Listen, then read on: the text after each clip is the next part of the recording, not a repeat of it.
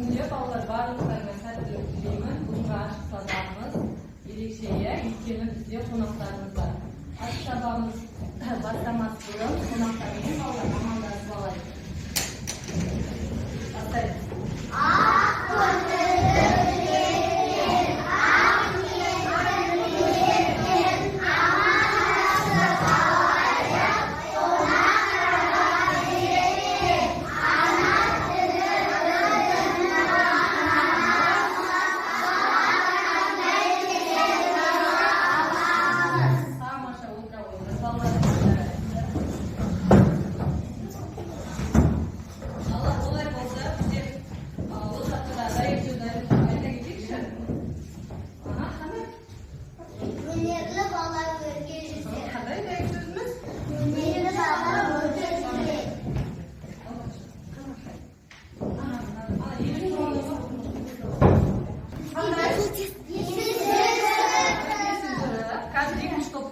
Қандай сурет шықты балалар? Тұсаукесер және бесік жыры деген сурет шықты, иә? Бұл неге жатыр балалар тұсаукесер мен бесік жыры?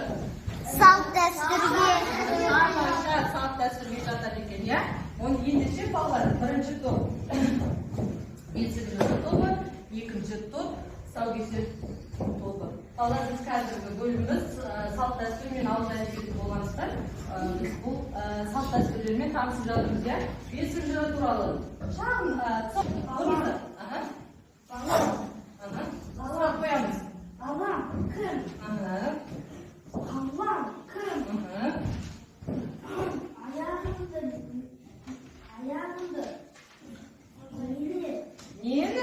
Иә? Аяғымды. Саусағымды. Нені? Тамаша, отырады. Дұрыс па балалар, бәріміздегі тапсырмасы? Қарайықшы, тексерейікші тақтамен. Дұрыс қойдық, иә? Олай болса балалар, біз қазір миға шабуыл әдісі арқылы жылдам ережелерді еске түсіріп жіберейік. Өткен сабақта зат есіммен танысқанбыз. Зат есім дегеніміз не екенін көркем айта алшы? Зат есім заттың атын білдіреді. Орныңыздан тұрыңыз. Заттың атын білдіреді, сөзді тәсілге бар. Тамаша. Зат есімге қандай сұрақтар қойып қазір? Орныңыздан тұрыңыз. Жылдам. Зат есімдерде кім-кімдер, не-нелер деген сұрақтар қойылады. Тамаша. Кім? Назым. Жалғыз дегеніміз не? Сөзбен-сөзді байланыстыратын қосымшаны жалғау дейді. Тамаша, жарайсыз. Жұрнақ дегеніміз не? Кім айтады? Қосымша жұрнақ жалғау болып екіге бөлінеді. Сөз мағынасын өзгертетін қосымшаны жұрнақ дейді. Тамаша, жарайсыздар балалар. Олай болса біз бағалауды ұмытпаймыз. Өзіміздің тобымызға асықпен бағалап отырамыз, иә балалар? Олай болса балалар, бүгінгі сабағымызды бастамас бұрын жылдам тақтаға қарай жібереміз балалар. Кәдімгі тақтада бізде әртүрлі суреттер тұр, иә? Осы суреттерге қарай отырып, біз сұрақтар қоямыз. Кім, не келеді деген сұрақтарды, қажетсіз сұрақтарын қоя отырып, суреттерді ашатын боламыз. Бірінші сұрақ қоямыз. Оразай. Түйе. Тамаша. Жылдам балалар. Не ма? Кім? Тамаша, адамға. Кім деген, тағы. Тамаша. Жасырек сұрақ қоямыз. Тамаша. Бесік. Айбибі. Тамаша. Айша. Тамаша. Соңғысына кім сұрақ қойды? Тамаша. Сонда бүгінгі біздің сабағымыздың тақырыбы не екен болады? Тамаша балалар, бүгінгі кім сұрақ құрастырады осы топтан? Өлең мазмұны бойынша сұрақ құрастырамыз. Жоқ, Назымнан бастаймыз. Оразай сұрақ қойшы.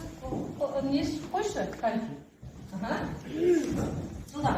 Шопан нені қорғайды? Шопан нені қорғайды? Мына топ жауап береміз. Тамаша. Келесі сұрақ қазына. Шағала нені қорғайды? Шағала нені қорғайды? Көлін қорғайды. Тамаша, шағала көлін қорғайды. Ал сіздер сұрақ қоямыз мына топқа ең сұрақ. Батыр несін қорғайды? Не батыр? Көлін қорғайды. Тамаша, кім жауап береді? Батыр белін батыр елін қорғайды. Оны айтып қойдық. Шағала нені қорғайды? Шағала нені қорғайды? Шағала екінші кімді қорғайды? Екінші кімді ма балалар?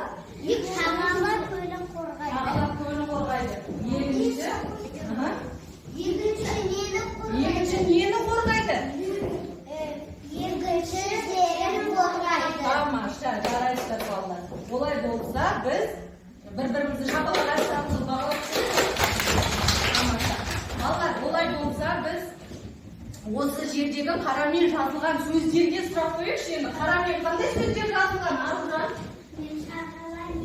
Шағала не? Кім? Кім? Шолпан. Айдибі. Кім екінші? Тамаша.